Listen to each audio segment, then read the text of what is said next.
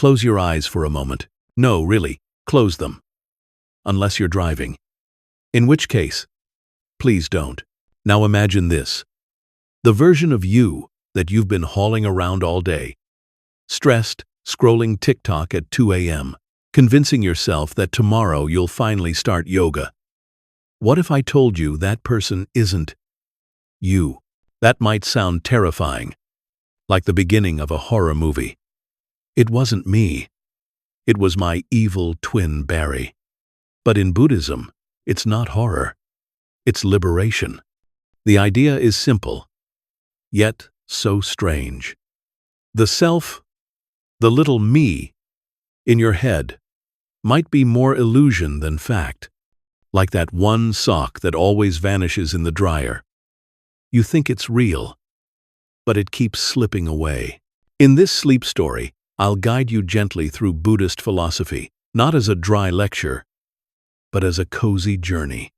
Together we'll wander through misty temples, cross mind-made rivers, and encounter wise monks who somehow sound suspiciously like your uncle trying to give life advice at Thanksgiving. We'll laugh a little. We'll breathe a lot. And maybe, by the time your eyelids are heavy, you'll find yourself letting go of the exhausting performance of being yourself and slipping into something softer, something quieter, something closer to the truth. So, fluff your pillow, pull the blanket up to your chin, and let's begin the strange, funny, soothing adventure of not being who you think you are. Imagine yourself walking slowly down a quiet path. The night air is cool, not cold, and the earth beneath your bare feet feels smooth, as if hundreds of monks before you have worn the stones into a kind of natural carpet. The moon is hanging lazily above you, spilling its pale silver light across the world. It doesn't look like the harsh spotlight of the sun, but more like a gentle lantern, casting just enough glow so you don't stub your toe on a rock. You can almost hear the moon chuckle softly, as if it knows it's not really doing any work, it just hangs there and lets you figure out the rest. To your left, bamboo sways lightly, creaking in a rhythm that could lull you into sleep all on its own. To your right, the faint sound of a small stream plays in the background. Not a roaring river, not a noisy fountain, but the kind of trickling water that sounds like it has been flowing since before time even mattered. And as you walk, you realize you're heading toward a temple. This isn't one of those temples you see on postcards, bustling with tourists trying to capture the perfect selfie with a sacred statue. No, this temple exists only in this moment, only for you. The walls are ancient stone, moss climbing up the sides like green fingers reaching for the sky.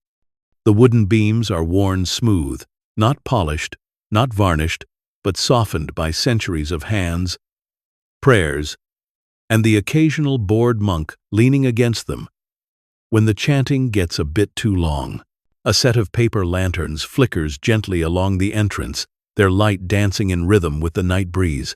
The lanterns seem almost alive, like they're winking at you, as if to say, "Don't take any of this too seriously." Yes, this is a sacred temple, but it's also a really good place to just sit down, relax, and let go of whatever nonsense you've been carrying all day. As you step inside, the sound of the world seems to dim. The bamboo outside, the water trickling, even the gentle night insects, they're all still there, but quieter now, muffled, as if the walls of the temple are lined with a kind of silence. Not the heavy, awkward silence that happens when someone tells a bad joke at dinner, but the peaceful kind that makes you feel safe, wrapped up, and welcome. The temple is vast, yet it doesn't feel empty. Candles flicker in iron holders, casting long, sleepy shadows across the floor. The scent of sandalwood incense curls through the air, earthy and calming. If peace had a smell, this would be it, though perhaps mixed with a hint of dust and old wood, reminding you that even temples need housekeeping. Maybe there's a monk somewhere with a broom, sighing and muttering. Enlightenment is one thing, but keeping the cobwebs off the ceiling beams is another matter entirely. You notice the floor is polished stone, cool to the touch. You take a seat, cross-legged, and feel your body sinking down into the stillness. It's the kind of silence that doesn't pressure you to be anyone at all. You don't need to be the person who replies to emails at midnight. You don't need to be the person who knows what they're doing with their life. You don't even need to be the person who flosses every day, because, let's be honest, even the Buddha might have skipped flossing once or twice. You breathe in deeply. The incense, the cool air, the faint musk of old books and wood, it all enters your lungs and then drifts back out. And with every breath, your shoulders feel a little lighter. You might even laugh quietly at yourself, realizing how tightly you've been holding onto your day, clutching it like a bag of groceries with eggs at the bottom, terrified they'll break. But here, in this temple, you can set the bag down. The eggs might crack, or they might not, but either way, it doesn't matter. There is only the moonlight, the silence, and your breath. The temple's great statue, an image of the Buddha, sits at the far end, smiling the kind of smile that isn't showing off. It's not the grin of someone who just got a good parking spot at the mall. It's softer, like the smile of someone who knows a secret, but isn't trying to rub it in.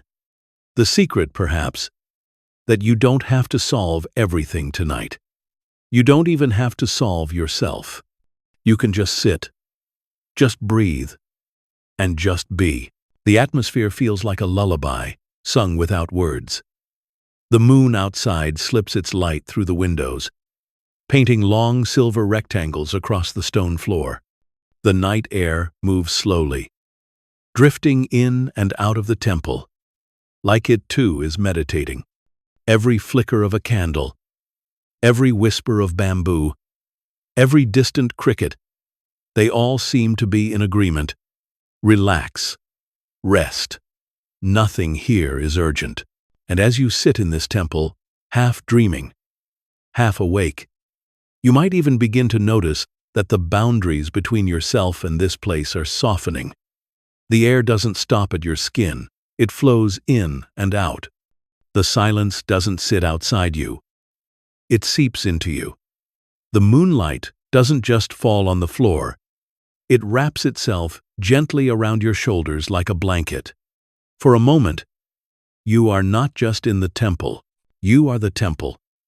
You are the flickering candle, the drifting incense, the moss on the stone. And if that feels strange, don't worry. It's supposed to feel strange. After all, this isn't your usual Tuesday night activity. But let yourself smile at the strangeness. Smile like the Buddha statue, calm and soft, as if to say, yes, this is odd, but it's also beautiful. And now, as you breathe, as your body grows heavier, as your eyelids begin to soften, you are ready.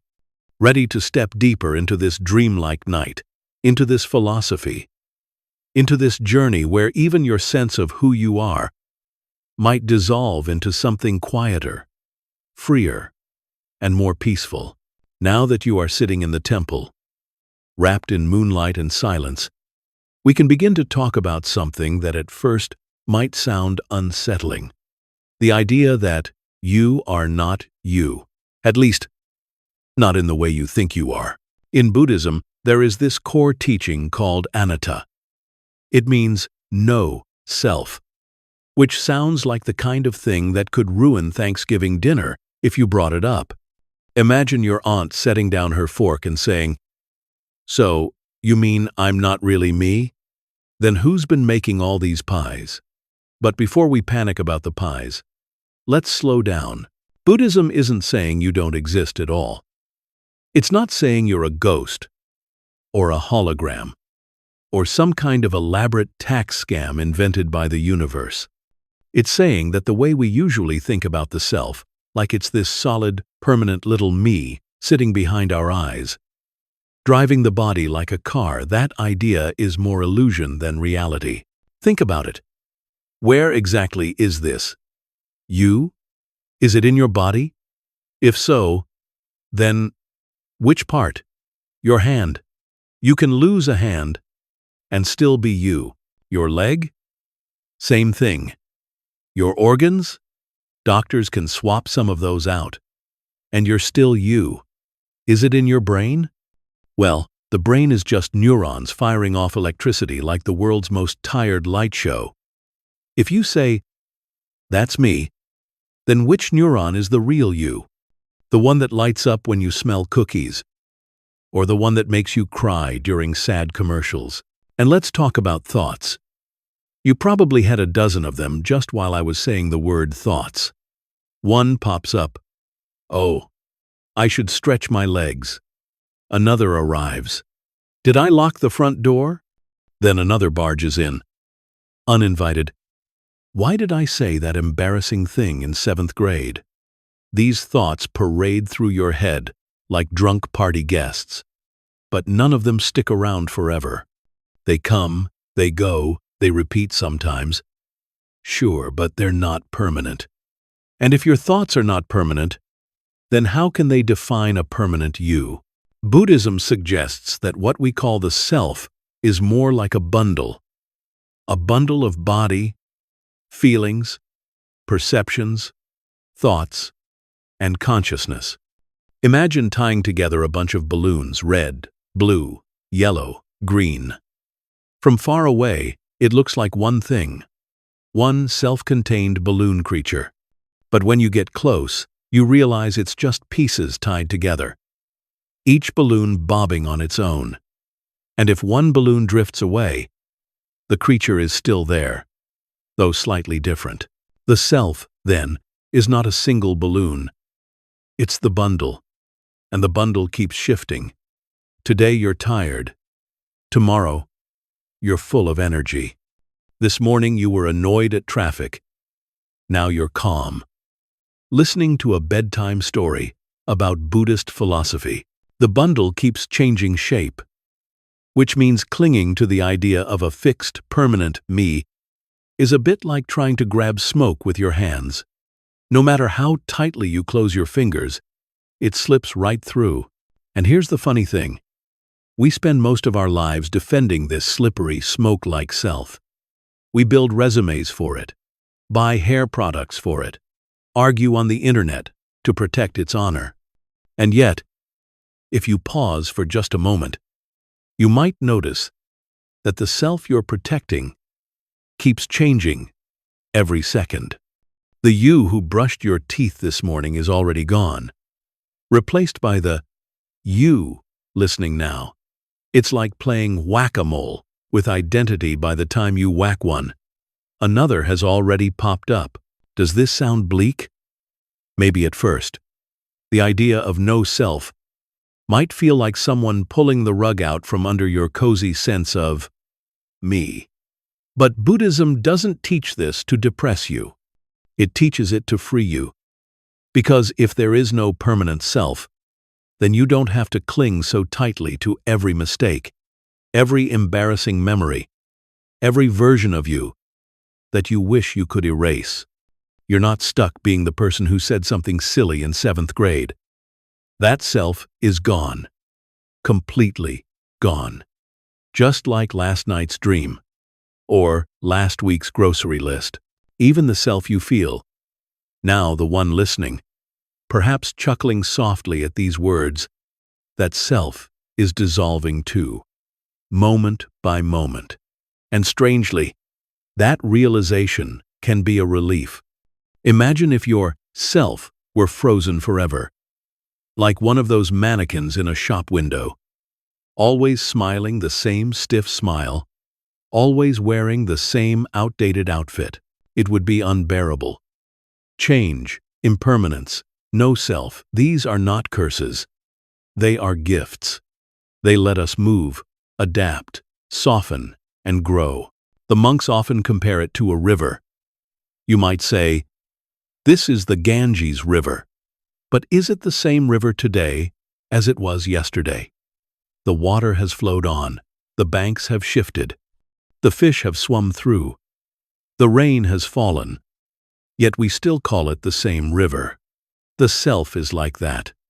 We give it a name, me, but really, it's an ever-changing flow.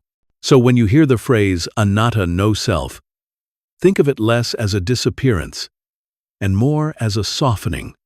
The edges blur, the walls of me and not me become less rigid, and with that, life feels lighter. You don't have to defend yourself so fiercely. You don't have to win every argument, prove every point, cling to every opinion. You can just flow, like the river, like the breath, like the candlelight, flickering in the temple. And maybe that's why the Buddha always looks so calm. Not because he solved every problem, not because he discovered a cosmic loophole, but because he let go of the exhausting project of being someone all the time. He discovered the peace of being no one in particular, and therefore, free to be anyone at all. Close your eyes again and imagine this. Instead of being a solid, unchanging person with a deep, mysterious self, what if you were more like a collection of sticky notes? Yes, those little neon rectangles that people plaster on their fridge doors or computer screens. They flap around in the breeze of a fan. They lose their stickiness after a while, and half the time they curl up and fall under the couch, where you'll find them 5 years later with a message like, "Buy milk," still scribbled on it. Imagine if your sense of me was like that. Let's say you wake up in the morning, bleary-eyed, and your brain immediately slaps a sticky note onto your forehead. It says, "Tired." You drag yourself into the kitchen, pour coffee, take that first sacred sip, and suddenly, a new sticky note appears, slightly more awake. Then your phone buzzes with an email reminding you about a meeting you forgot. And bam! A new note slaps down. This one reads, "Late." Throughout the day, these little sticky labels keep arriving. Hungry, annoyed, funny in a group chat, terrible at replying to text messages, good at presentations, bad at small talk. Each one clings to you for a while, and then like all sticky notes, they lose their grip and flutter away, replaced by the next. And yet, somehow, you keep insisting that behind all of these labels, there must be one solid, unchanging me. Buddhist philosophy would chuckle softly at this. Not in a mean way, but in the gentle, compassionate way of someone who's seen through the illusion and wants you to stop stressing about it. The Buddha suggested that what we call the self is more like this ever-shifting collection of notes than a solid stone statue. You are not hungry forever. You are not late forever. You are not bad at math forever. Even though, yes, maybe those long division worksheets from childhood still haunt your dreams. These labels are temporary, situational, context-bound. They stick for a while, then they fall off. Think of how many sticky notes you've worn in your life. At one point, maybe you had the sticky note, child. Then one day it slipped off and was replaced by teenager. Later, that one peeled away, and you got adult. Though, let's be honest, many of us wear that one ironically. At one time you might have had student. That fell off eventually. Maybe you got employee. Maybe parent, maybe partner, maybe single and pretending it's a choice. The notes keep changing. They keep updating, like your software. And yet you, sitting there, get tricked into thinking all these temporary tags somehow add up to a permanent, unshakable identity. What's liberating and also a little funny is realizing that these labels have the same reliability as sticky notes on a fridge. You might write, "Call dentist" on one, stick it right at eye level, and still completely ignore it for 3 weeks. Just because a note is there doesn't mean it's the deepest truth. Hungry may appear, but you are not only hunger. Anxious may appear, but you are not only anxiety. Even happy is just a temporary label, destined to float away when the next one comes along. And isn't it odd how seriously we take these sticky notes? If someone calls you lazy on a bad day, you might carry that note around for years, as if it got stuck with superglue. But if someone calls you brilliant, you sometimes crumple that note up right away, saying, "Oh, no, not me." The labels are flimsy, inconsistent, and yet we clutch at them, build whole stories out of them, as if they were etched in marble. But Buddhism suggests, what if we could simply notice them as they appear and disappear without clinging? Imagine a desk fan blowing gently across your forehead, and every few minutes one of the sticky notes lifts and floats away. Late gone. Hungry. Gone. Bad at math. Gone. And you don't need to rush after them. You don't need to collect them in a scrapbook called My Personality. You can let them drift away like paper butterflies and notice that beneath them there is nothing solid to pin down. And strangely, that's not frightening. It's freeing. Because if the self is just a rotating collection of sticky notes, then you don't have to panic about being stuck with a bad one forever. Think of it like a bad name tag at a party. Maybe you got handed one that says Greg, even though your name isn't Greg. Do you storm out in existential crisis? No, you laugh. You wear it for a while. And eventually, you peel it off. What if your identity works the same way? What if being awkward, or shy, or too loud, or not successful enough are just mislabeled name tags you happen to pick up for a while? They're not the truth.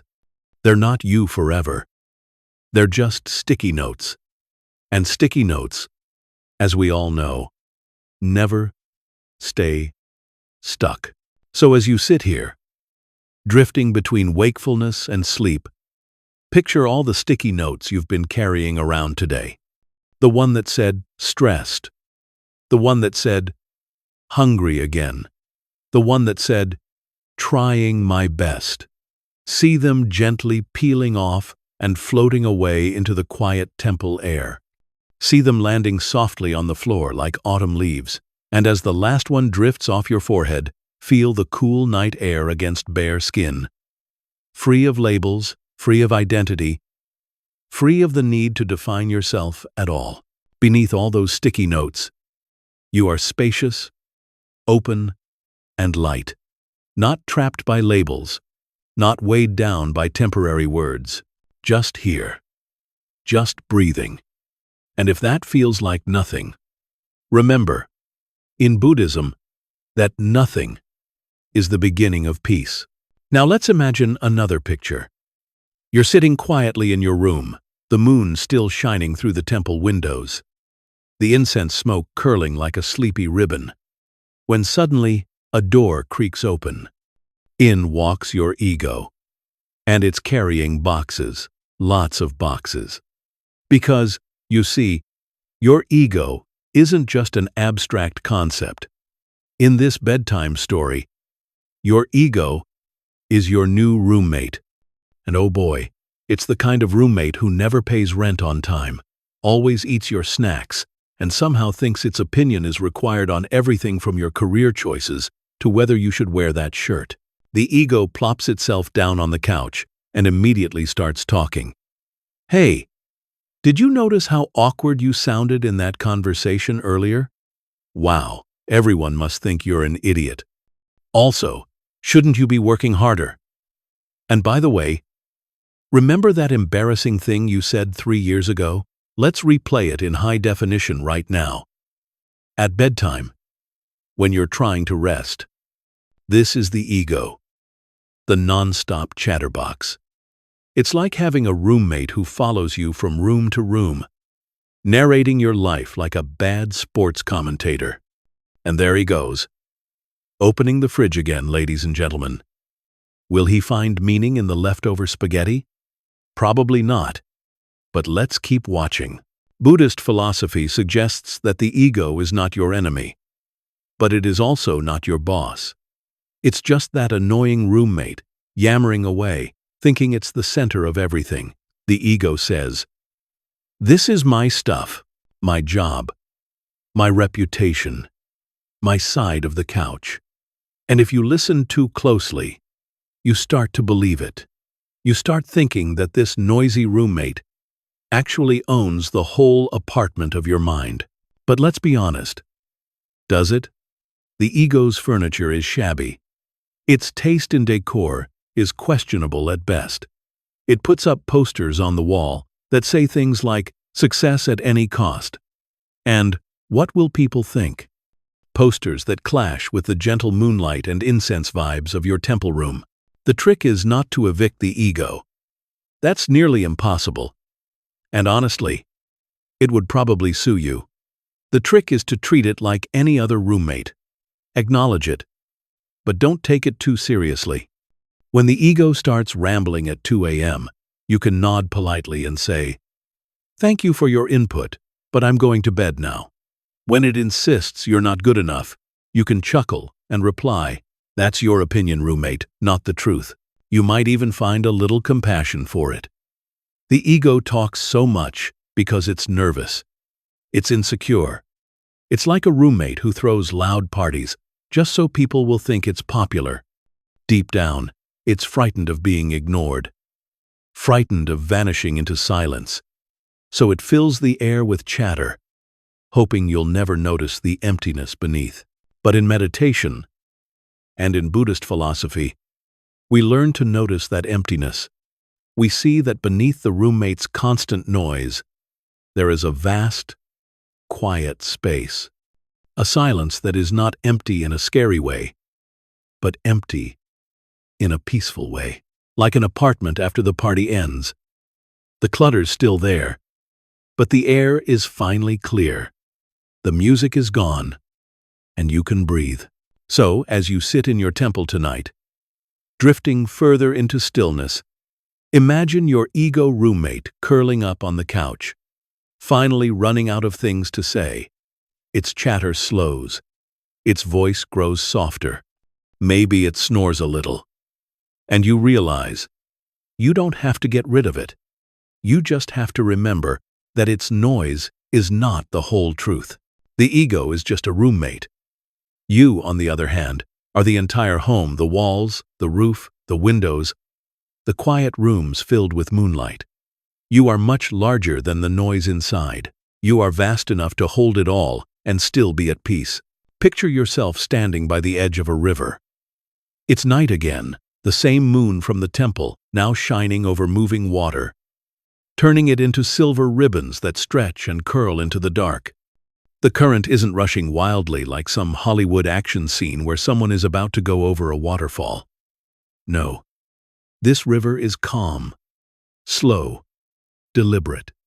It moves with the patience of something that has been flowing for thousands of years and sees no reason to hurry now. You stand there listening to it, the gurgle and hush of water against stone, and realize this is what your mind is like. This is the famous Buddhist image, thoughts flowing like a river. When you first hear that, it might sound poetic, maybe even relaxing. But the first time you sit quietly to watch your own mind, it often feels less like a peaceful river and more like an over-caffeinated fountain that someone forgot to turn off. One thought leaps out, splash.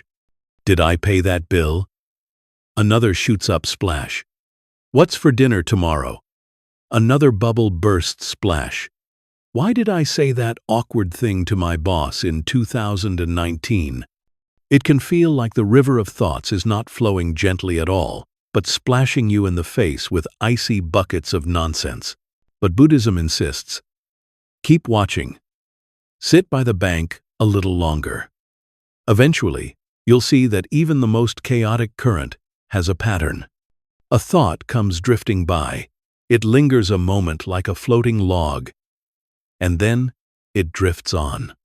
Another follows, sometimes bumping into the first, sometimes spinning in a little whirlpool, but still, eventually, it drifts on. And here's the key. You are not the log. You are not the current. You are not the splash. You are the one sitting on the bank, watching it all flow by. This can be a strange shift to notice. We usually think we are our thoughts. If I'm having an angry thought, that means I am angry. If I'm having a sad thought, I am sad. If I'm having the thought, I really want nachos right now, I must be a nacho-craving person. But the river reminds us, thoughts are just passing through. You don't become the whole river just because one leaf floats by. Sometimes people ask, well, if I'm not my thoughts, then what am I? Buddhism smiles and shrugs, because it's not in the business of giving you a nice, neat definition to hang on the wall. Instead, it nudges you to keep watching, keep sitting by the riverbank. When you do, you start to notice that thoughts have the same quality as clouds in the sky or raindrops falling on a window. They appear, they shift, they dissolve. Try to grab one, and it slips through your fingers. And oh, how we try to grab them. A thought about a problem shows up, and we leap into the water after it, splashing around, trying to wrestle it into submission. The thought about the embarrassing thing you said in 7th grade comes floating by again for the 10,000th time, and suddenly you're diving headfirst into the current, reenacting the whole scene, defending yourself in an imaginary courtroom that exists only in your head. Meanwhile, the river just keeps flowing, amused, carrying more logs downstream. The funny part is that you don't actually need to jump in. You can sit on the bank, watch the thought float by, and say, ah, there's the 7th grade memory log again. Good to see you. Bye-bye now. And off it goes. It might come back, sure. But every time you watch it float by without grabbing on, it loses a little of its stickiness. Eventually, it drifts by with no more weight than a feather. This is the essence of meditation practice in many Buddhist traditions, training yourself to see thoughts as the river, not as the permanent truth of who you are. The river is restless sometimes, calm other times. Some days it's muddy, some days it's clear, but always, always, it keeps flowing. There is no one fixed thought, no single log that defines the river forever. Think of how silly it would be to stand at the bank of the Mississippi River, point at a passing twig, and say, there, that twig, that's the Mississippi, forever and ever. The locals would laugh at you. They'd pat you on the back and say, that twig will be gone in a minute. The river will still be here. In the same way, how silly is it to point at a single anxious thought and say, there, that's me. That's who I am. No, it's just a twig. It'll be gone soon. The river will still be here. And you, the watcher on the bank, are still here. 2. What makes this image so powerful is how ordinary island rivers don't need convincing to flow. They don't need motivational speeches. They don't get stuck thinking, maybe I'm not really cut out for this whole water thing. They just flow. And your thoughts are the same. They just keep coming. Keep moving, whether you want them to or not. Buddhism says the trick isn't to dam the river, or drain it, or purify it into sparkling bottled water. The trick is to recognize its nature. It flows. It changes. It's not you. And as you sit here listening, maybe your own river is flowing right now. Thoughts about today. Thoughts about tomorrow. Thoughts about why on earth you're listening to a Buddhist sleep story. narrated by someone who keeps making nacho jokes. Watch them pass. You don't have to chase them. You don't have to argue with them. You don't have to build a dam. Just watch. Each thought arises, floats downstream, and disappears, again and again, until you begin to feel that the river is not something to fear, but something to relax beside. And soon, like the sound of real water trickling over stones, the flow of your thoughts begins to lull you. You realize you don't have to stop them to rest. You just have to stop chasing them. The river will handle the rest. Now let's shift our attention from the river outside to the breath inside. The breath, after all, is the one thing that never leaves you. Even when your thoughts are on vacation, even when your sticky notes of identity have all fluttered to the floor, the breath is like a bridge always connecting body and mind. Moment and moment. Here and now. Take a slow inhale. Feel the cool air drifting in through your nose, filling your chest like the tide rising. Then exhale. Feel the warmth leaving, the tide receding. Simple, ordinary, miraculous. You don't have to think about it, plan it, or schedule it in your calendar, like a meeting with Carl from marketing. The breath is just there, doing its thing, keeping you alive, asking for nothing in return. Buddhism often points to the breath as a teacher, because it's the perfect example of impermanence and flow. Every breath is new. You can't cling to the last one. It's already gone. You can't hold on to the next one. It hasn't arrived yet. All you have is this one, this inhale, this exhale. And that's enough. It's funny, isn't it? How we take this for granted. We can spend hours worrying about things like whether people like us, or how many likes our latest post got, or if the mailman secretly judges our pajama pants. And meanwhile, the breath is in the background whispering, "Hey, maybe notice me? I'm kind of keeping you alive here." The breath is like the unsung hero of your life, the sidekick who never complains, just quietly saves you every single moment. When you focus on the breath, you build a bridge back to the present moment. The mind loves to wander upstream into the past. Why did I say that?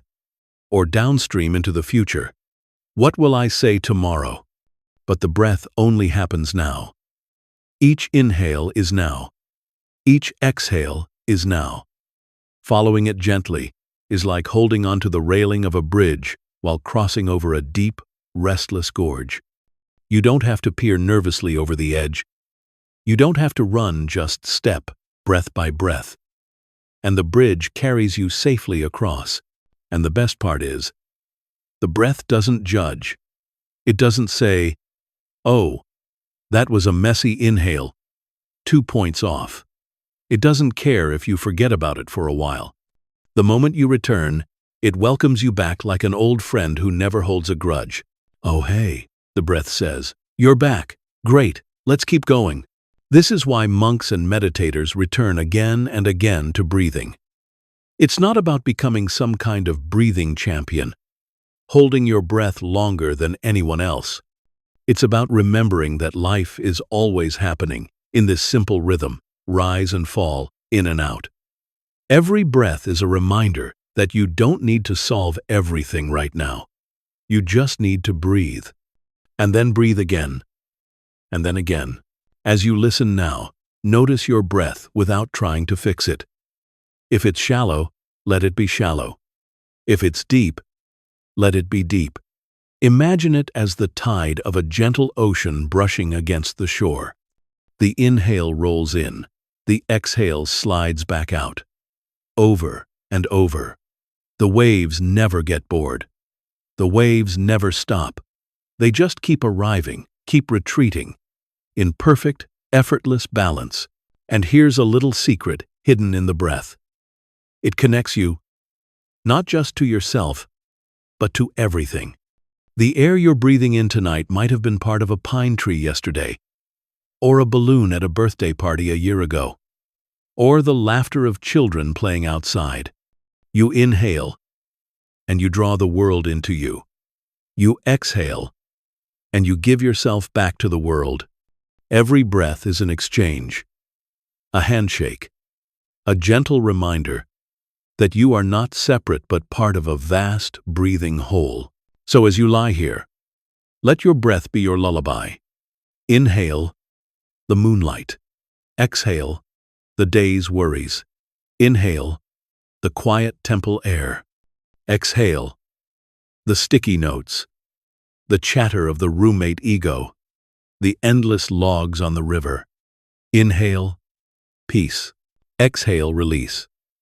Over and over, softer and softer, until you drift across the bridge into the deep rest waiting on the other side.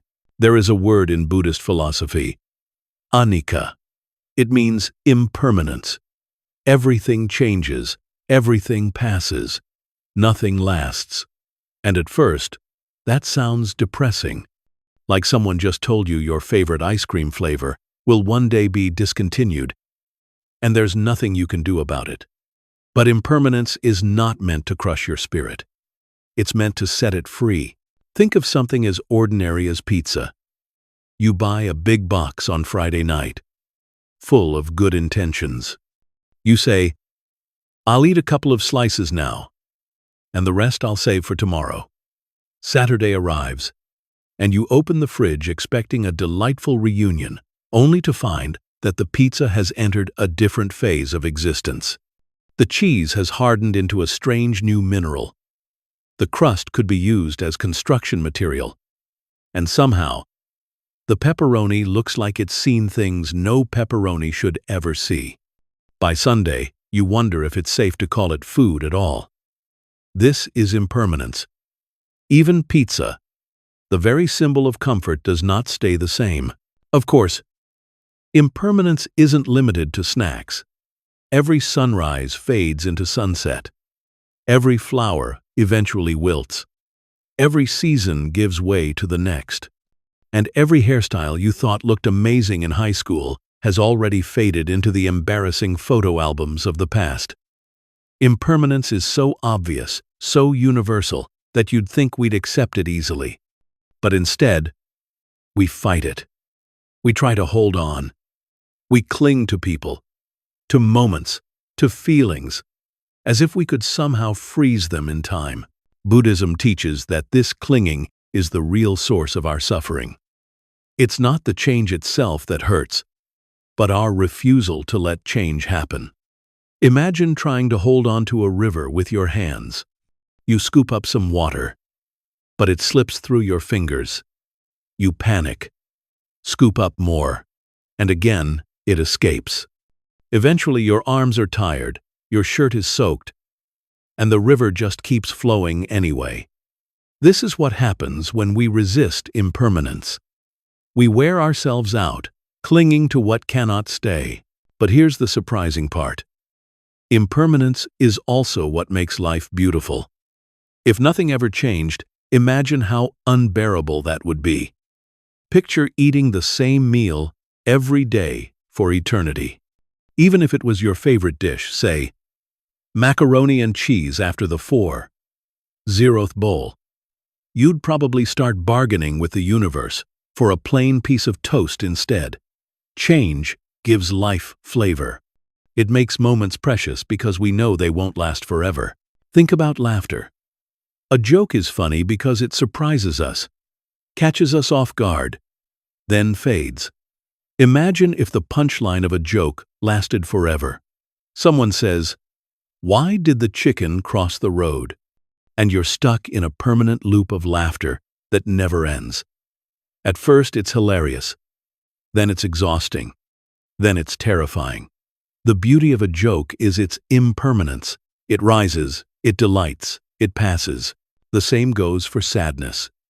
When you're in the middle of it, sadness feels endless, like a dark cloud that set up permanent residence above your head. But time and impermanence remind us, this too will pass. That heartbreak, that difficult day, that embarrassing conversation, they all fade. Maybe not instantly, maybe not painlessly, but gradually, like the way winter gives way to spring. The snow melts, the buds appear, and you wonder why you ever believed the frost would last forever. Impermanence also applies to ourselves. Every single cell in your body is constantly changing. Scientists tell us that over a span of years, nearly every cell is replaced. The you listening to this right now is literally not the same you from a decade ago. And the you, a decade from now, will be someone new again. You're like a ship that's had every board replaced over time, yet still sails under the same name. The truth is, you are already proof of impermanence, a walking river of change. And when we really embrace this, life feels lighter. You don't have to cling to every success, afraid it will slip away.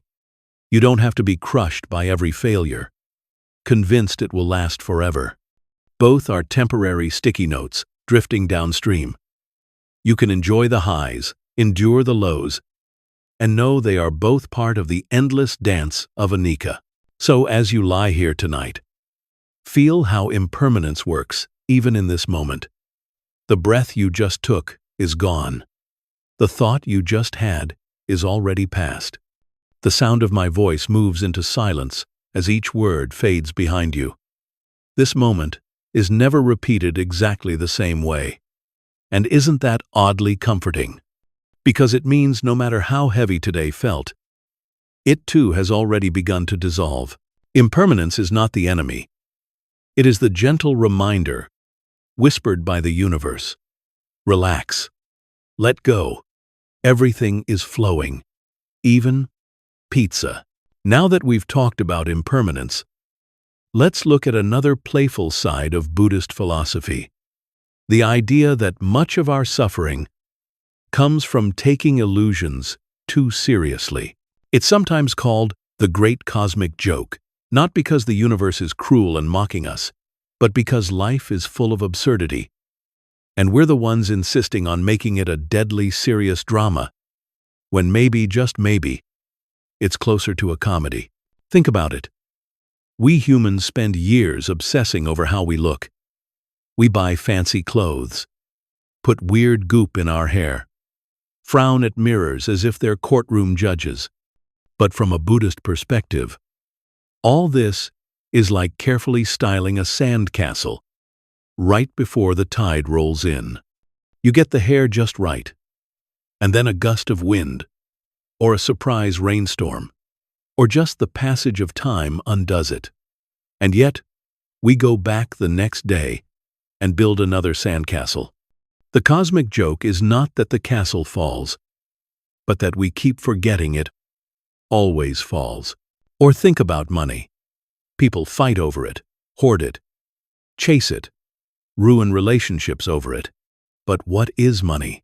A bunch of paper, some digital numbers on a screen, a shiny card in your pocket. If aliens landed and asked, "What's this?" we'd have to explain. Well, this piece of paper means I can get tacos, but only because we all agree it means that. And the aliens might laugh, not cruelly, just in amusement, because they'd see how we've built entire empires on an agreement about colored paper. This is the great cosmic joke, that we live inside these human-made illusions, self, status, possessions, opinions, and we cling to them as if they are absolute truths. When they inevitably collapse, we suffer. We take it so personally, as if the universe had broken some kind of contract with us. But the Buddha's smile, that little serene grin carved into statues across the world, seems to say, "Relax, you're chasing illusions. Laugh a little." Of course, this doesn't mean life is meaningless. The cosmic joke isn't about nihilism. It's about freedom. When you realize the seriousness you've been assigning to things is built on illusions, you can finally exhale. You can laugh at yourself. You can stop demanding that the sand castle stand forever. You can build it, enjoy it, and let the tide wash it away with a smile. Imagine going to a play at the theater. You sit down, the lights dim, and the actors come on stage. They cry, they rage, they declare their undying love. And you, sitting there, might even shed a tear. But somewhere in you, you know it's a play. When the curtain falls, you clap, you go home, and you don't cling to the story as though it were eternal truth. Life, Buddhism suggests, is much the same. A play, a performance, a dream we take too seriously. So the cosmic joke is a gentle invitation to lighten up.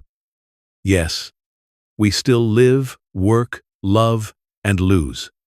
Yes, pain still happens. But underneath, we can remember, the seriousness we attach to it is optional. Like the old Zen masters would say, enlightenment can feel like bursting out laughing at a joke you didn't realize the universe had been telling you all along. And tonight, as you lie back, feel that smile creep onto your face.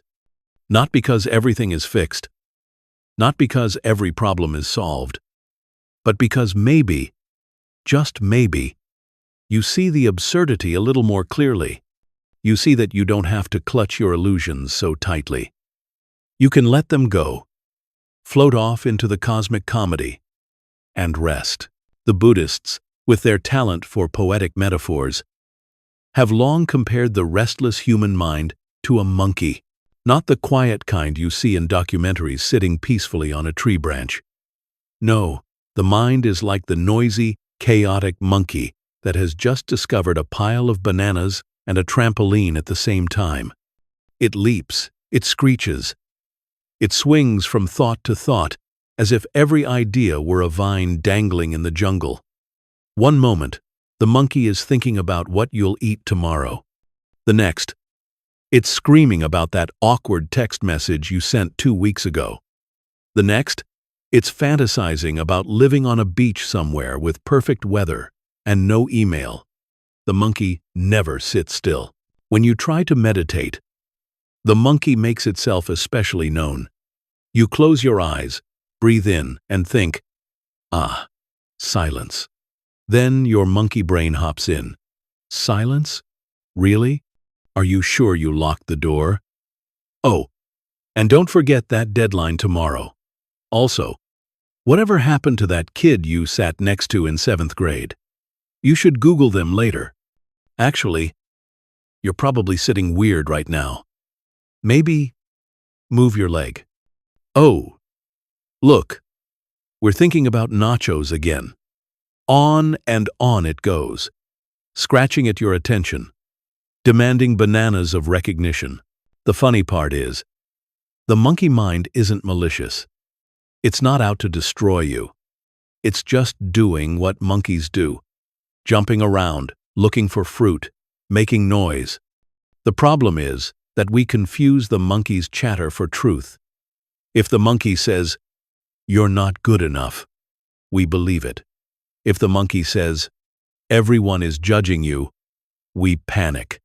If the monkey says, "Go ahead, eat that entire cake," we listen. The monkey may be small, but it's persuasive. The Buddha suggested we don't need to fight the monkey. You can't yell at a monkey to stop being a monkey.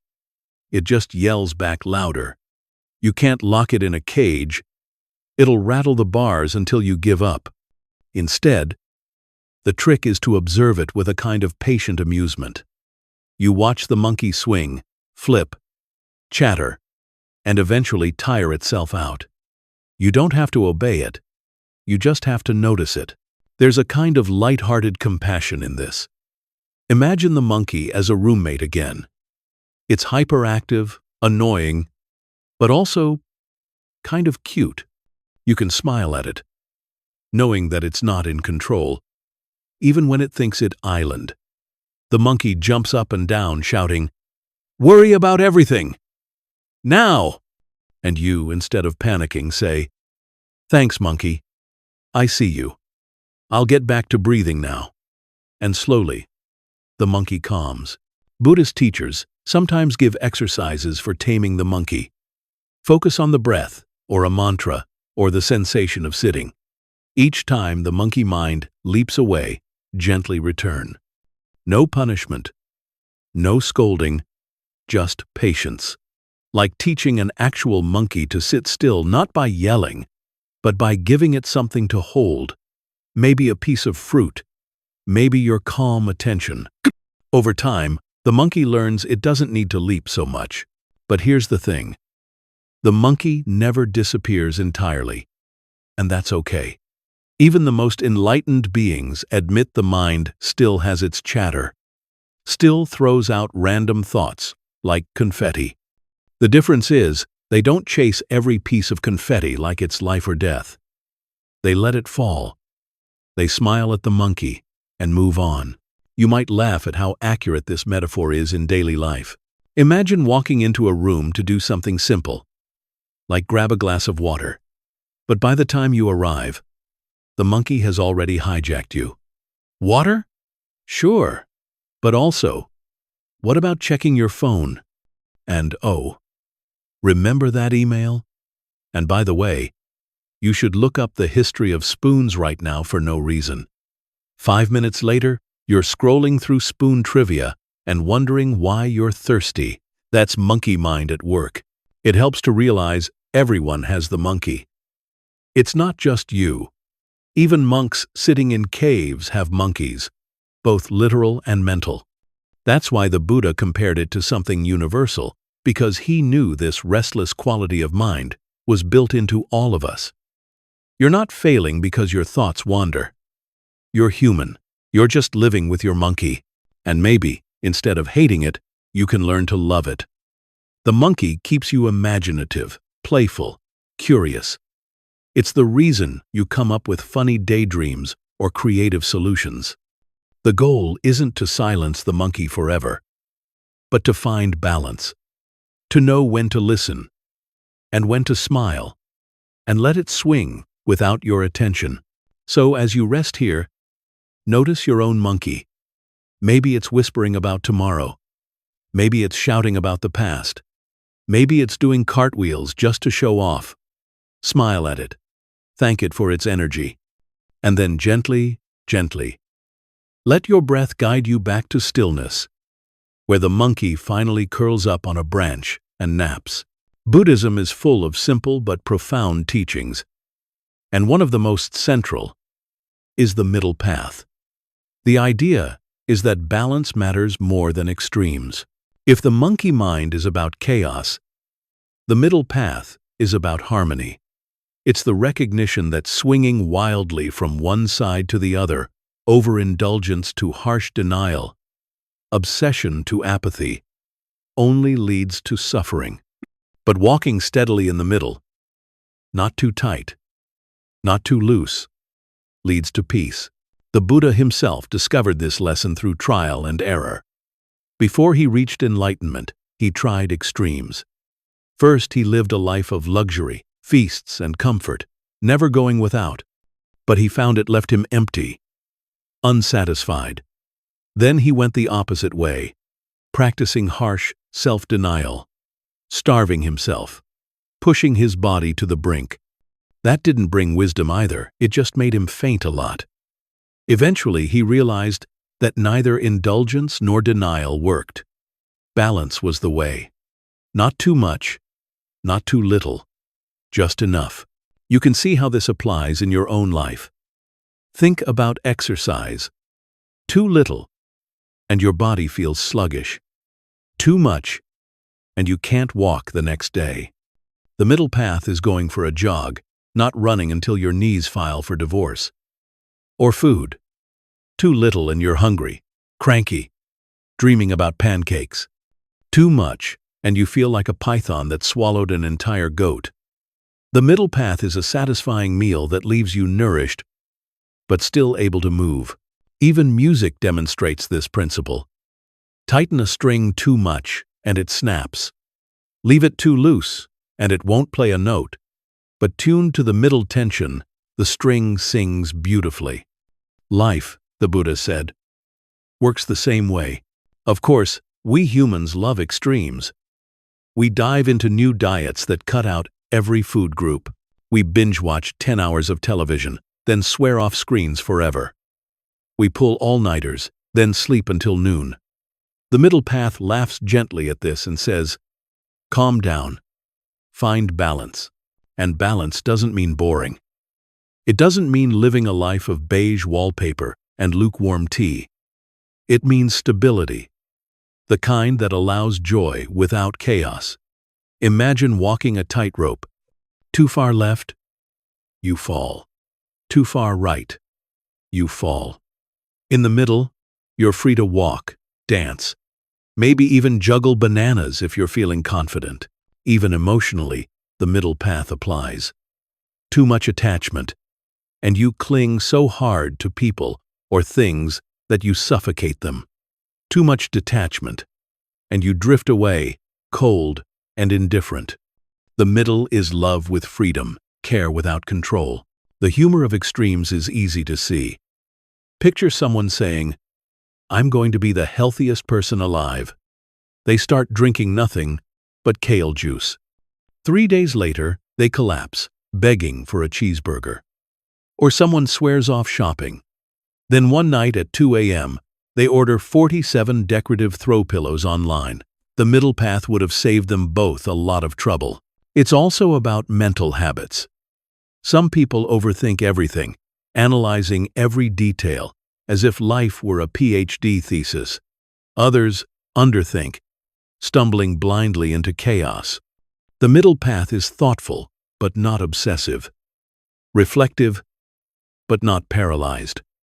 A balance between wisdom and ease. And perhaps the deepest lesson here is that balance is not a one-time achievement. It's a practice. You don't find the middle once and then stay there forever. Life keeps shifting like a boat on the water. And you keep adjusting, leaning slightly this way, then that way. Balance is alive. It's not rigid. It's a dance. So tonight, as you rest, notice where your own extremes have tugged you today. Maybe too much worry, or too much distraction, or too much striving. Smile at them. Thank them. And then imagine yourself walking a gentle middle path. A road wide enough to feel safe, balanced enough to feel calm. Not too much, not too little, just right. Imagine, for a moment, that your mind has booked itself into a late-night comedy club. You didn't buy a ticket. You didn't even know this place existed. But suddenly, you're sitting at a little round table with a flickering candle, and your thoughts have taken the stage one by one as amateur comedians. The host steps up. "Ladies and gentlemen, please welcome your brain. Tonight's lineup is chaos, insecurity, and some memories from 10 years ago." The crowd, which is also made of your thoughts, claps politely. And then the first performer comes on stage. It's the thought that says, "Remember that weird thing you said in 5th grade?" You groan. You've heard this routine 1,000 times. But the thought insists on telling the whole story again, in excruciating detail, like a bad stand-up set that never ends. This is what meditation can feel like. You sit quietly, you breathe, and then your mind decides to host an open mic night. Every random thought steps up to the microphone, eager for attention. Some are silly, some are dramatic, some are just plain boring. But all of them want the spotlight. "Hey! Over here! Think about me!" The trick, Buddhism tells us, is not to boo the comedians off stage. That just makes them louder. The trick is to watch them with gentle amusement, like a kind audience member who smiles politely even when the joke is bad. You don't have to laugh. You don't have to get up and leave. You just sit, notice, and wait for the next act. And oh, there will always be another act. Meditation isn't about stopping the show. It's about realizing you don't have to be dragged on stage yourself. You're the audience, not the performer. Thoughts can tell their jokes, strut around, wave their arms, but you can remain seated, sipping your imaginary tea, letting them come and go. The more you sit, the more you notice how absurd some of the thoughts are. One pops up and says, "What if everyone secretly dislikes me?" Another shouts, "Did I turn off the oven?" Another mutters, "You know what you should do tomorrow? Move to Italy and become a goat farmer." And part of you almost wants to follow that thought. Italy sounds nice, goats are adorable, but then you realize, oh, it's just another act in the comedy club. Another routine, temporary and fleeting. This is where meditation becomes funny. Because you start to see the mind not as a stern judge or a serious philosopher, but as a slightly ridiculous performer with endless material, most of it recycled. The same jokes again and again. What if you fail? What if you succeed, but still feel empty? What if you trip on the stairs in front of everyone? These jokes land badly, and yet your mind keeps trying, like a comic who refuses to leave the stage. The Buddha encouraged people not to fight these thoughts, but to observe them. Notice the joke, smile at it, and let it fade. Eventually the thought will wander off, embarrassed, muttering, "Tough crowd." Another will step up, and another, and you keep watching. Over time, you realize you don't have to buy into any of the routines. You don't have to laugh at every punchline. You can just sit in the audience, calm and steady, while the comedy show unfolds. Sometimes you might notice a truly absurd moment. You're sitting there in meditation, breathing slowly, when your brain suddenly yells, "Penguins can't fly," completely out of nowhere. You laugh softly. You see the randomness. And in that moment, you're free. You're no longer trapped by the thought. You see it as just another comedian, desperate for attention.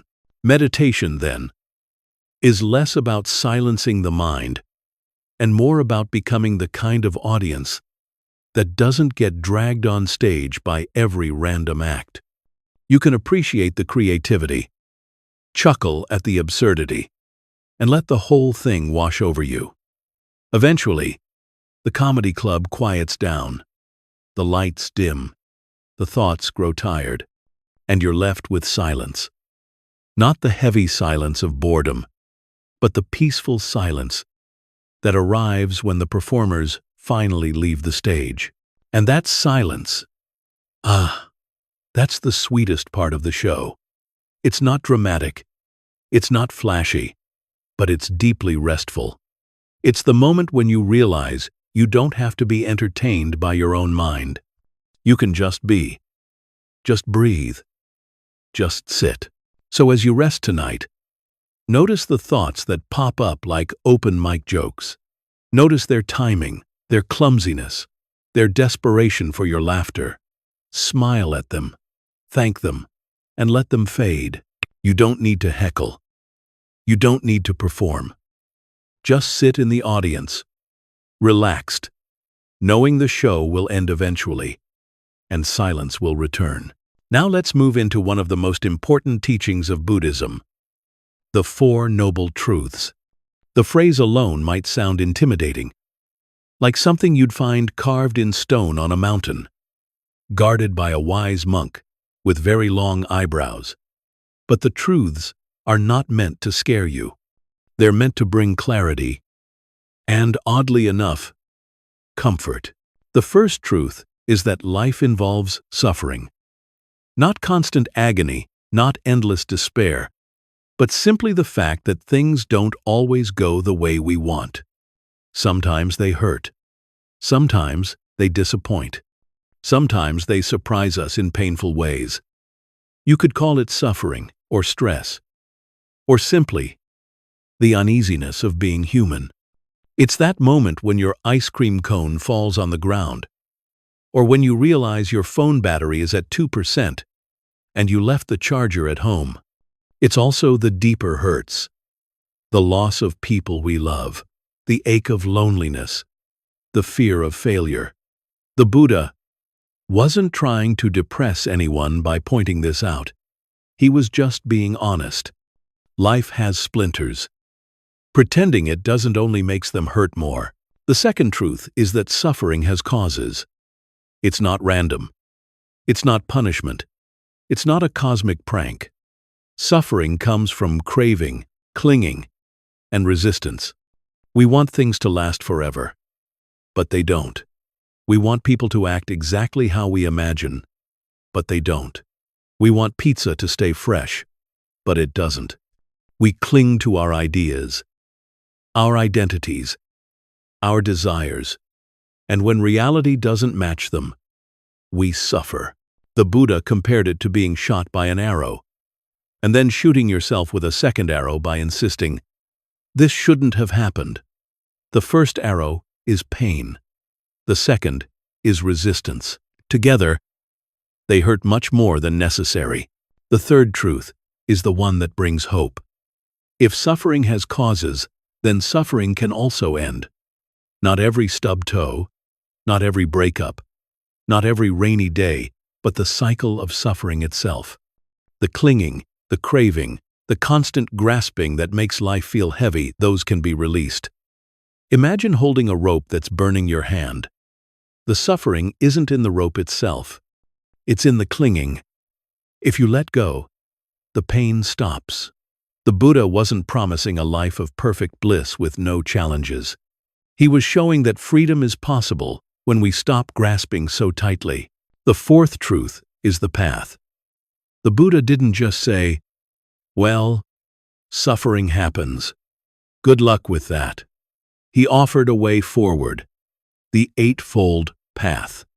Right view, right intention, right speech, right action, right livelihood, right effort, right mindfulness, right concentration. It's a guide, not a rule book. It's about living with wisdom, kindness, and balance, so we don't keep stepping on the same rake again and again. What's beautiful is how tender these truths really are. They're not thunderbolts from above, not commandments carved in stone. They're observations, gentle and compassionate, from someone who looked deeply into life and wanted to help others suffer less. They're like a doctor saying, "Here's the illness, here's the cause, here's the possibility of healing, and here's the treatment." Simple, clear, kind. And while the words suffering and truth might sound heavy, notice how light they actually are in practice. To see that life has suffering is to stop blaming yourself when things go wrong. To see the causes is to stop taking every frustration so personally. To see that suffering can end is to glimpse the possibility of freedom. And to walk the path is to practice, step by step, a kinder, more balanced way of living. You don't have to master it all tonight. You don't have to memorize the path or recite the truths like a poem. All you need is to feel the kindness in them. The Buddha wasn't scolding humanity. He was comforting it, saying, "Yes, it hurts sometimes, but you are not alone, and there is a way to suffer less. So as you rest now, let these truths settle over you like a blanket. Yes, there is suffering. Yes, it has causes. Yes, it can ease. And yes, there is a path. Breathe softly. Let the weight of clinging fall away and drift toward sleep, knowing that even suffering is impermanent and peace is always possible." Imagine you've been hiking up a long, winding mountain trail. The scenery is beautiful trees swaying, birds calling, the sound of a faraway stream echoing through the valley. But you can't really enjoy it because you've been carrying a massive backpack the whole way. It's so heavy you can hear it creak with every step. And the worst part? Half the stuff inside isn't even useful. There's a stack of old magazines from high school, a broken alarm clock, and that sweater your aunt knitted you, which never fit, but you couldn't throw away. You've been dragging this load for so long that you've forgotten what it feels like to walk without it. This is what it's like to carry around the me, the ego, the sense of self that says, I am this, I must be that. I can't let anyone think otherwise. Every time you worry about what someone thinks of you, that's another rock in the backpack. Every time you cling to a mistake from the past or a fear about the future, another rock. Every identity you desperately protect. The smart one, the successful one, the funny one at parties, all heavy items shoved in the pack. And after years of collecting, no wonder you're exhausted. Buddhism invites us to try something radical. Put the backpack down. Just for a moment. You don't have to throw it into the river or burn it. Just set it down on the ground. Feel your shoulders lighten, and notice what it's like to stand free. At first, it might feel strange, like when you take off a pair of glasses and keep reaching up to adjust them, even though they're gone. You might think, wait, if I let go of the backpack, who am I? But that's the point. Who are you without all the extra weight? When you release the ego, even briefly, life feels oddly spacious. Suddenly you can breathe more deeply. Suddenly, you don't have to defend yourself in every conversation. Don't have to prove yourself in every situation. It's like stepping into a hot shower after carrying groceries through the rain. The relief is almost comical. The ego always tells you it's essential. You need me, it says. Without me, you'll be nothing. How will you function? Who will you be? But then you put it down, and you realize you're still here, still breathing, still alive, still aware, and in some ways, more alive than before. Because now, instead of carrying a heavy identity, you can simply experience. Instead of constantly asking, what does this say about me? You can ask, what is this moment like? Imagine eating an orange without ego. No thought about whether you look weird while peeling it. No worry about whether it's organic or fancy enough to impress your friends. Just the bright tang of citrus on your tongue, the burst of juice, the sunshine taste. Imagine listening to music without ego. No thought about whether your playlist is cool enough. No worry about who might judge your guilty pleasures. Just the sound filling your chest, carrying you away. The weight of me is subtle but constant. It sneaks into everything. You're walking down the street and suddenly wonder if you look confident enough. You're telling a story and wonder if people are impressed. You're brushing your teeth and wonder why your reflection looks so serious.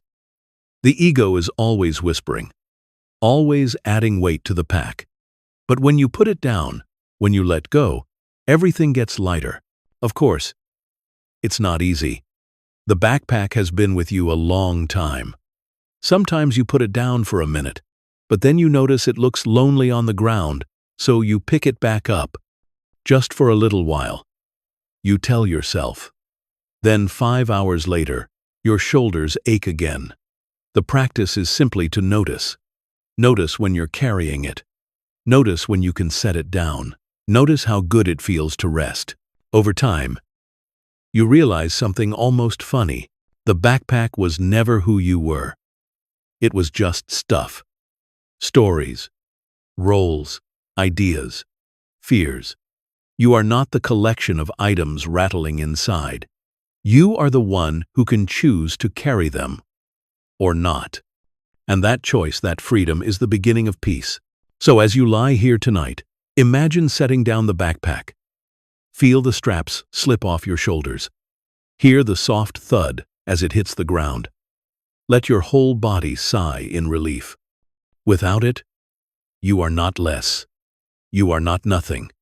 You are simply you, lighter, freer, able to walk through this moment unburdened. Now let's explore what happens once you've put down the backpack of me. Something surprising begins to happen. When you stop clinging so tightly to your own ego, the walls between yourself and others grow thinner. You start to see that the boundary between me and you isn't as solid as you once believed. It's more like a line drawn in sand, clear for a moment, then blurred by the tide, and in that blurring, compassion arises naturally. Think about it. The air you exhale becomes the air someone else inhales. The food you eat grew from soil, enriched by countless creatures, pollinated by bees, watered by clouds. The warmth in your body comes from a sun 93 million miles away. Even now, as you lie in bed, the beating of your heart depends on forces far beyond you. Gravity holding you to the earth, oxygen carried into your lungs by an atmosphere you did not create. You are not separate. You never were. When you see this clearly, kindness makes sense in a new way. If the borders between you and others are soft, then caring for another is also caring for yourself. Helping a stranger is like scratching an itch on the other side of your own body. Their well-being ripples into your own, just as your exhale becomes their inhale. And here's where it gets interesting.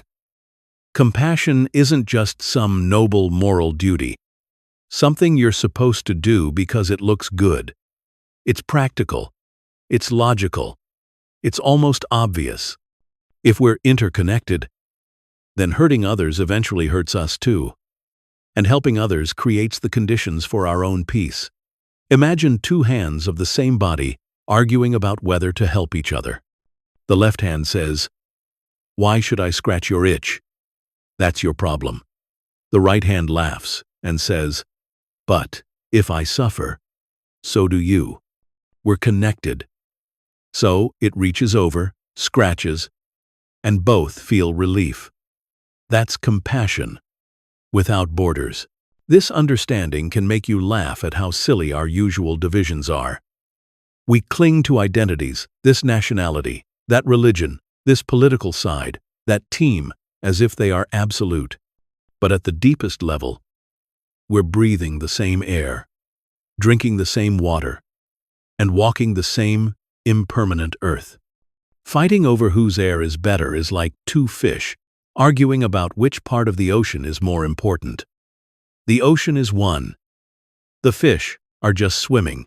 Compassion also grows when you realize that everyone else is carrying their own backpack of ego, heavy and exhausting. The angry driver, the rude customer, the gossiping coworker, they're all weighed down by fears, identities, insecurities. When you see that, it's harder to hate them, easier to soften. Maybe you even imagine helping them set their backpack down for a moment, the way you did. Kindness doesn't mean letting people walk all over you, or pretending harm doesn't exist. It means recognizing that even the person causing harm is tangled in illusions, just like you have been. They too are caught in the monkey mind, the comedy club of thoughts, the heavy pack of me.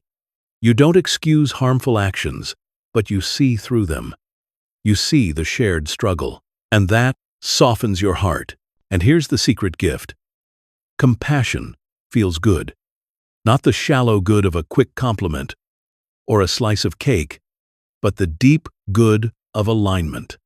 When you act with kindness, the boundaries dissolve a little more, and you feel at home in the universe. Not as a separate, isolated me, but as part of a vast web of connection. So as you rest tonight, imagine the borders around yourself softening. Imagine your breath flowing out, becoming someone else's breath, then flowing back in. Imagine the kindness you feel extending like ripples in water, first to yourself, then to the people close to you, then outward to strangers, to animals, to the whole world. No borders, just compassion, flowing freely. And as you drift deeper into rest, notice how natural it feels, like scratching an itch, like exhaling and inhaling, like setting down a heavy pack and realizing, with a smile, that you were never separate after all. Have you ever noticed how dreams sneak up on you? One moment, you're lying in bed, telling yourself you absolutely must go to sleep early tonight, and the next you're running through a grocery store where the cashier is a talking parrot and you can't check out because you forgot your shoes. The mind has this mysterious ability to weave entire worlds out of nothing, to spin stories as vivid as reality, and to let you live inside them without question, at least until the alarm clock drags you back. Buddhism has always been fascinated by this dreamlike quality of life itself. The great teachers remind us that our waking state isn't as solid as we think. It too is stitched together out of thoughts, perceptions, and stories, just like a dream. The only difference is that when we wake up, we all agree on the basic plot. Gravity works, cats like boxes, pizza tastes good. But beneath those agreements, reality is far more fluid, far more dreamlike than we usually admit. Think of how often your mind drifts into a daydream even while you're awake. You're sitting in a meeting, someone is talking about quarterly budgets, and suddenly you're imagining what it would be like to live in a lighthouse by the sea. The sound of gulls, the smell of salt air. You can almost feel the wooden stairs beneath your feet. Then someone says your name, and you jerk back into the fluorescent-lit conference room. Which one was more real, the lighthouse in your mind or the spreadsheet on the screen? Both felt real at the time. Both were temporary dreams within dreams. Meditation often reveals this clearly. You sit quietly, close your eyes, and thoughts begin to appear. First, you remember something from the day. Then you start planning tomorrow's tasks. Then a random childhood memory pops up, uninvited. Each thought feels like a tiny dream, some vivid, some blurry, some just a whisper. If you chase them, you can get lost in them. If you step back, you can see them for what they are. Dream fragments, drifting through your mind. And here's the gentle humor of it. We take these dream fragments so seriously. A thought appears, I'll never get everything done tomorrow. And suddenly, the body tenses, the breath quickens, as if the thought were a tiger leaping at you. But really, it's no more substantial than that dream parrot running the cash register. The mind creates, you react, and then it dissolves. Another dream begins. The old Buddhist texts sometimes compare life to a bubble on a stream, shimmering for a moment before bursting, or a mirage on a hot road, seeming so real until you approach and see it vanish. Or, yes, a dream. The point isn't to say life is meaningless, but to remind us not to cling too tightly to the stories we tell. Because if all this is dreamlike, then perhaps we can relax into it, play with it, and let it flow without so much struggle. You might have noticed how dreams can turn scary when you fight them. A nightmare comes, you run from it, and the monster only chases harder. But sometimes, if you stop running, if you turn to face it, the dream softens, the monster shrinks, the fear dissolves. Life works the same way. When we chase or resist the dream, we suffer. When we relax into it, when we remember it's dreamlike, we find peace. So as you lie here tonight, drifting toward sleep, imagine yourself slipping from one dream into another. The dream of the day is ending the meetings, the errands, the conversations, all fading like the last scenes of a movie. A new dream is preparing to begin, perhaps one with flying, or forests, or absurd grocery store parrots.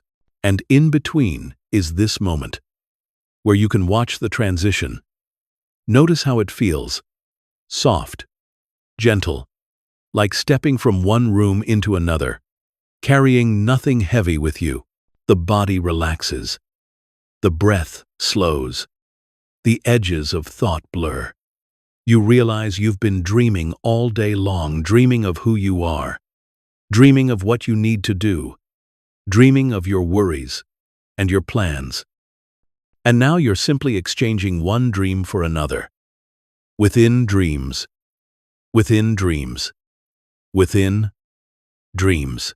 And maybe, just maybe, this realization makes you smile. Because if life itself is a dream, then you don't need to fight so hard to control it. You can let go. You can drift. You can enjoy the gentle absurdity of it all and sink into rest with a lighter heart. Time is one of those things we all think we understand until we actually try to describe it. Past, present, future.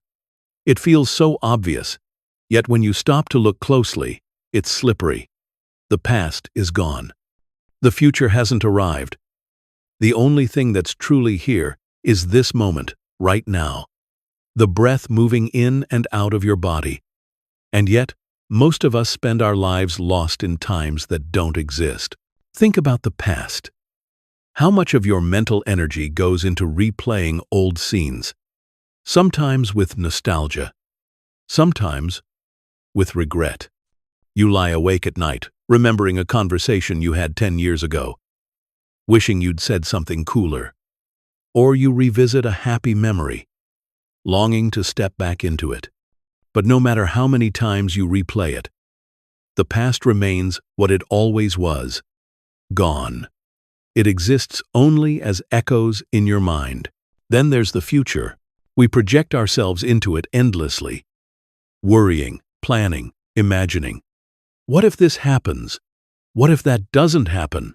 The mind is like a novelist, writing draft after draft of a story that may never be published. And often, the story is a thriller full of worst-case scenarios. The plane crash, the embarrassing mistake, the imagined rejection. None of it real. Just scripts playing on the stage of your mind. The Buddha pointed out that both past and future are illusions, mind-made realms that trap us in suffering. The only place life is ever lived is in the present. The past is memory. The future is imagination. But the present is real. Right here, right now. It's so simple that it almost feels disappointing, like going to a fancy restaurant and being served a single grape on a plate. But that grape is the only real thing. The rest is menus and promises. Modern science backs this up in its own way. Your brain is constantly predicting the future, reconstructing the past, and stitching it all together into the illusion of continuity.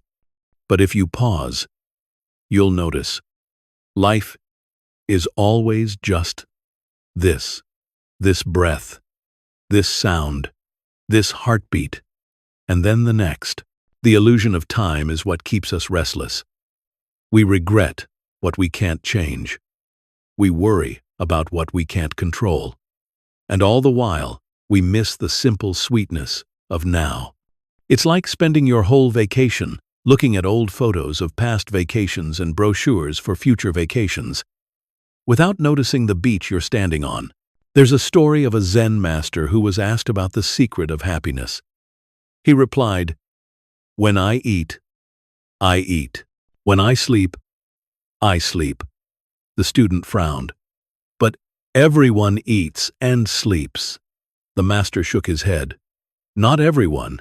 When they eat, their minds are on tomorrow. When they sleep, their minds are on yesterday. That's why I'm different. When I eat, I eat. When I sleep, I sleep." It sounds too simple, but there's wisdom in it. Being here, in the present, is what dissolves suffering. The regrets of the past can't touch you here. The fears of the future can't reach you here.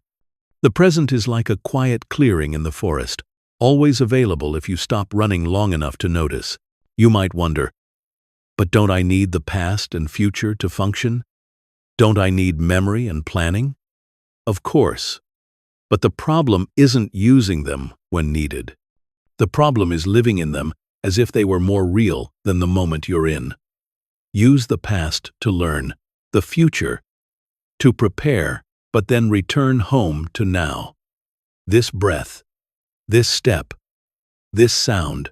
As you lie here, feel how time itself begins to soften. The day that just passed is fading, already dissolving into memory. Tomorrow has not yet arrived, no matter how much the monkey mind wants to plan it. All you truly have is this: the weight of your body on the bed, the rhythm of your breathing, the sound of these words. This is real. Everything else is story. And doesn't that bring a kind of relief? You don't need to carry the past like a burden. You don't need to rehearse the future like a nervous actor. You can simply rest in the only place you've ever truly been. Here, now. This dreamlike, fleeting, perfect present. Silence is one of those things that makes people nervous. At a dinner party, if there's more than 3 seconds of silence, someone will clear their throat and say, "So, how about this weather?" As though the conversation gods require constant sacrifice. In a job interview, silence feels like a trap, a test of endurance. Who will break first? And on the phone, when silence stretches out, you can almost hear both people staring at the screen, wondering if they've been disconnected. And yet, silence is also one of the most powerful teachers in Buddhist practice. It is not empty. It is full of space, full of presence, full of peace. It's like the blank paper on which every word is written. We usually focus on the words, but without the paper, the words would just fall into nothingness. When you begin to meditate, one of the first things you notice is just how uncomfortable silence can feel. You close your eyes, there's no music, no chatter, no notifications, and suddenly the brain starts fidgeting like a child in the back seat of a long car ride. Are we there yet? Can we turn on the radio? Did you pack snacks? The silence feels awkward, like being stuck in an elevator with strangers. But if you stay with it long enough, something shifts. The awkwardness fades. The silence stops being empty space you need to fill and starts being a gentle cushion you can rest in. You realize the silence was never judging you. It wasn't waiting for you to perform. It was simply there, patiently, like an old friend who doesn't need constant conversation. Think about your favorite moments in life. A sunset that left you speechless. Sitting beside someone you love, not needing to say anything. Listening to the hush of snow falling at night. Those moments aren't made of words. They're made of silence. Silence that speaks louder than any sentence. Of course, the ego likes to interrupt. Even in silence, the monkey mind grabs the mic. This is boring. Say something. Do something. It's like going to a concert where the band stops to let the audience feel the quiet. But someone in the back yells, "Free bird!" We are so used to filling silence that we forget how to simply hear it. But Buddhism says, listen carefully. Silence has a voice of its own. It's not awkward. It's not empty. It's alive. When you pause, you hear the subtle sounds beneath the noise, the hum of the fridge, the distant chirp of a cricket, the whisper of your own breath. These are the threads of reality we usually overlook. In silence, they become audible. There's a story of a Zen master who was asked to give a talk on truth. The students gathered, expecting deep wisdom, clever words. The master sat in front of them and said nothing. A minute passed. Then 5. The students grew restless. Was this the teaching? Finally, the master bowed and left. Some students were angry, others confused. But 1 or 2 realized. The silence had been the teaching all along. Words would have only cluttered it. Humor can help us relax into this. Awkward silence is only awkward because we've been trained to think it needs fixing. Imagine sitting with a friend in silence and instead of panicking, you grin and say, "Well, at least we're saving on small talk." Instantly, the pressure lifts. The silence becomes not a problem but a shared space. Tonight, as you lie here, you can let silence become your blanket. Between my words, notice the quiet. That pause right there that was silence speaking. Notice how it feels. Soft, spacious, safe. You don't have to rush to fill it. You don't have to apologize for it. You can let it linger. Silence is where thoughts slow down. It's where the comedy club of the mind finally closes for the night. It's where the monkey mind grows sleepy and curls up on a branch. Silence is the space that allows you to drift into sleep, not by force, but by gentle invitation. So let the pauses guide you. When the words stop, don't rush to anticipate the next.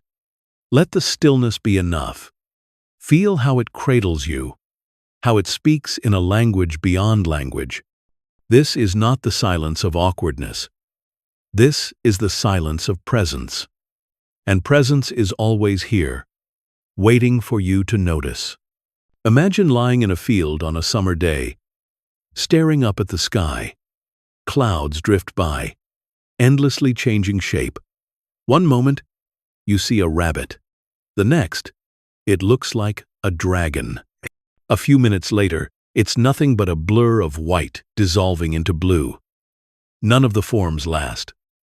None of them are permanent. Yet each one seems real while it's there.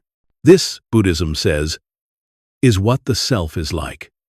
Not a solid stone, unchanging, but a cloud always drifting, always shifting, never fixed. We like to imagine we're a solid thing. This is me. I am this way. I am always this kind of person. But if you really look, you'll see the me you think is permanent is more like the cloud rabbit, the cloud dragon, the cloud blur. Momentary, fluid, vanishing as soon as it appears. Think about how different you are depending on the situation. At work, you might be serious, organized, reliable. At home, maybe you're goofy, messy, prone to singing off-key in the kitchen. With old friends, you might be nostalgic, retelling the same stories. With strangers, you're cautious, polite, reserved. Which one is the real you? All of them? None of them? They're all clouds. They take shape, float for a while, and then dissolve. And just like clouds, sometimes the self feels heavy and stormy. Dark thunderclouds full of rain. Other times, it's light and fluffy, barely there at all. But whether dark or light, fluffy or dense, no cloud stays forever. No self stays forever. Even within a single day, you can watch yourself shift from cheerful to cranky to tired to silly.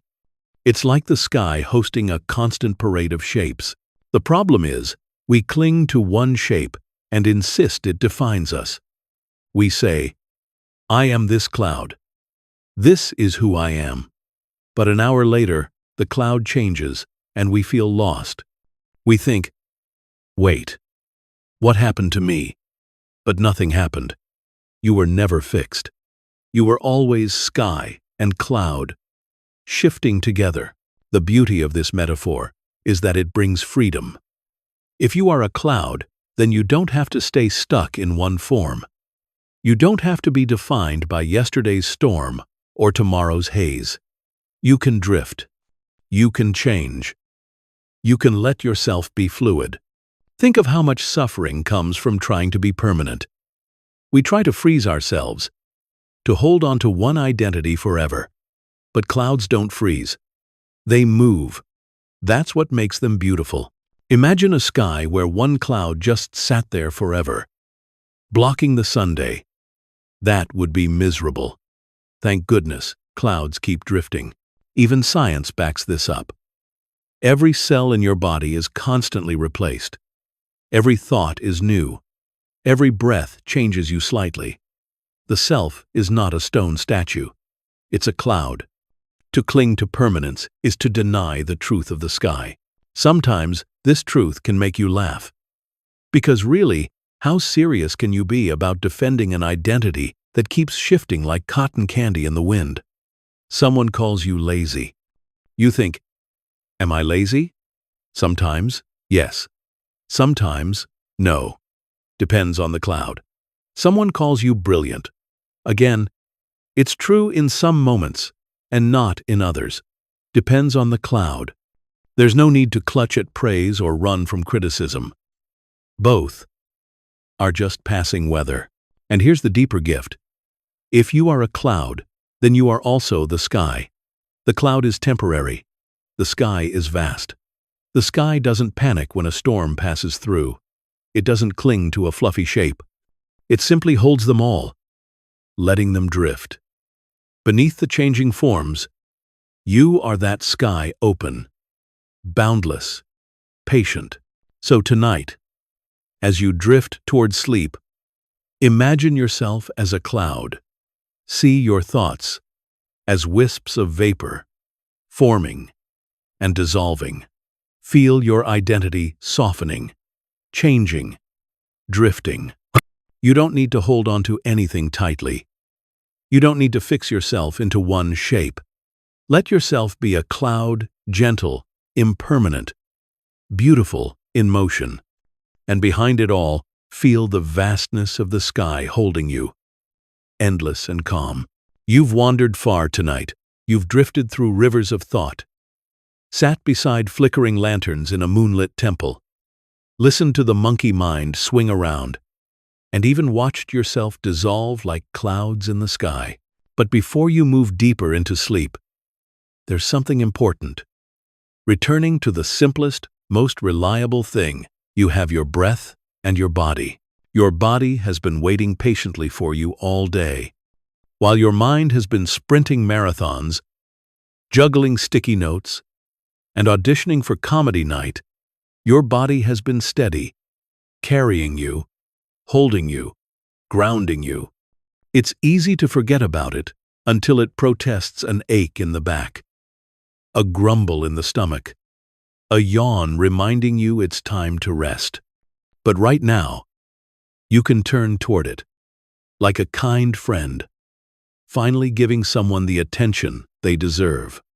Feel the weight of your body pressing into the bed.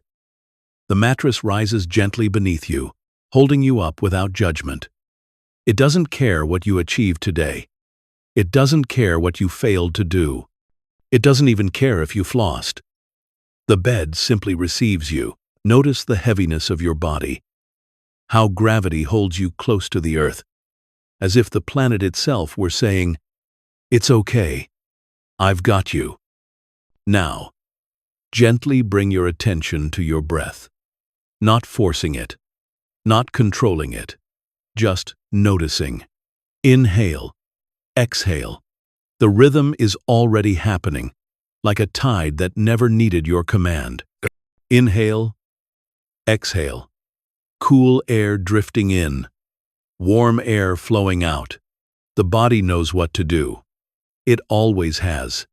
You don't need to remind it. You can simply rest in the awareness of it. Sometimes, thoughts will still wander in. What about tomorrow? Did I do enough today? Should I move to that lighthouse after all? These are just the last fireworks of a tired mind. You don't have to chase them. Instead, keep coming back. Breath, body, present, rest. Like stepping off a noisy street into a quiet garden, you can return to the simplest refuge over and over. Bring your attention to your feet. They've carried you through countless steps today. Feel the heaviness in them, the warmth, the way they sink into stillness. Let them soften, like unclenching a fist you didn't know you were making. Move upward to your legs. They've supported you all day, held you upright. Let them sink, release, surrender to gravity. Notice your stomach, all the meals you've eaten, all the emotions you've stored there, tension, excitement, worry. Let it expand gently with each breath. Soften with each exhale. Release the armor. Feel the gentle rise and fall. Notice your chest. The heart has been beating non-stop. Quietly. Faithfully. Since before you even knew what a heartbeat was. Maybe it's been racing today. Maybe it's been aching. Maybe it's been steady. Whatever it is, thank it silently. Let your chest feel open, soft, carried by the rhythm of breath. Notice your shoulders. How often they bear invisible weights, expectations, stress, the entire imaginary backpack of me. Let them drop. Melt into the bed. Notice your arms, your hands. They've reached, carried, touched, typed, waved. Let them rest now. Empty and still. Notice your neck, your jaw. So much tension gathers there. The silent clenching of words unsaid, of worries carried. Let it loosen. Let your tongue rest in your mouth, your lips soften. Notice your face, how it holds so many expressions throughout the day. Smiles, frowns, curiosity, confusion. Let it all dissolve now. Let the mask fall away. The face can be simply a face, resting. Now, notice your whole body at once, from the tips of your toes to the crown of your head. One being lying here, breathing, resting. Nothing to prove, nothing to fix. Just the miracle of being alive in this moment. Your breath continues, slow and steady. Inhale, the belly rises. Exhale, the belly falls. Again and again, like waves brushing against the shore. The body is the shore. The breath is the tide. You are both, and maybe you even smile a little. Because it's so simple.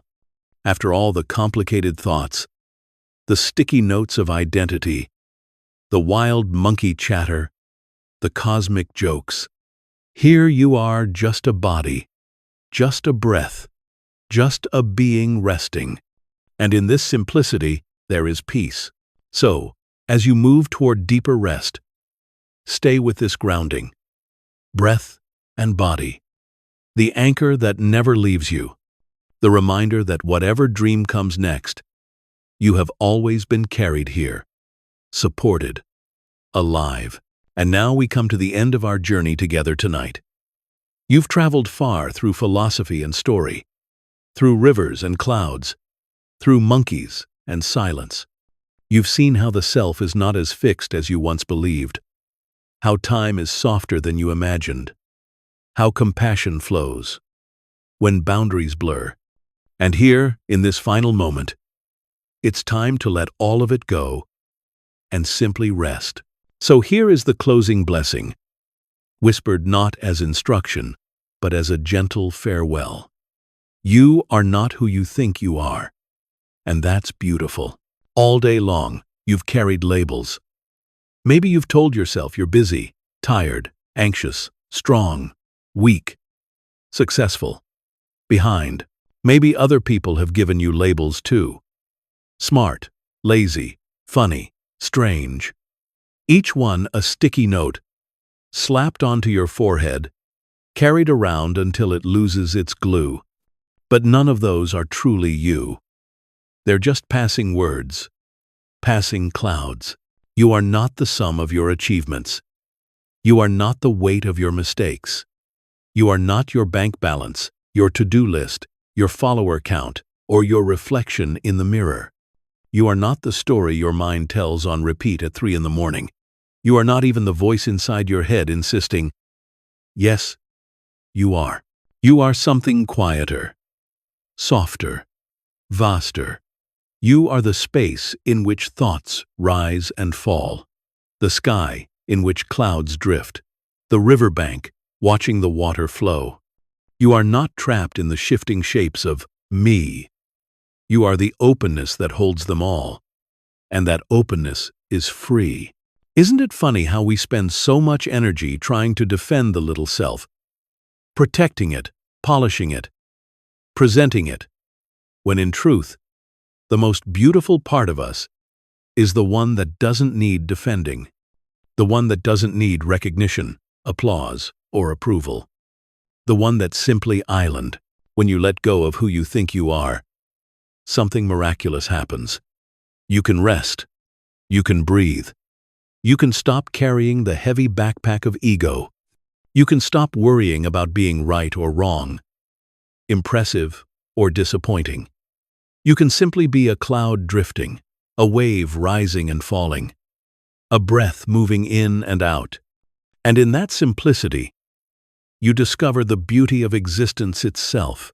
So as you sink deeper into sleep, let this blessing wrap around you like a blanket. You are not who you think you are. You are not the stories, the labels, the masks. You are something freer. You are the silence between words, the openness of the sky, the vastness of the sea. Rest in that. Rest in the truth that you don't have to hold everything together. You don't have to solve every mystery. You don't have to be anyone in particular. You can just be.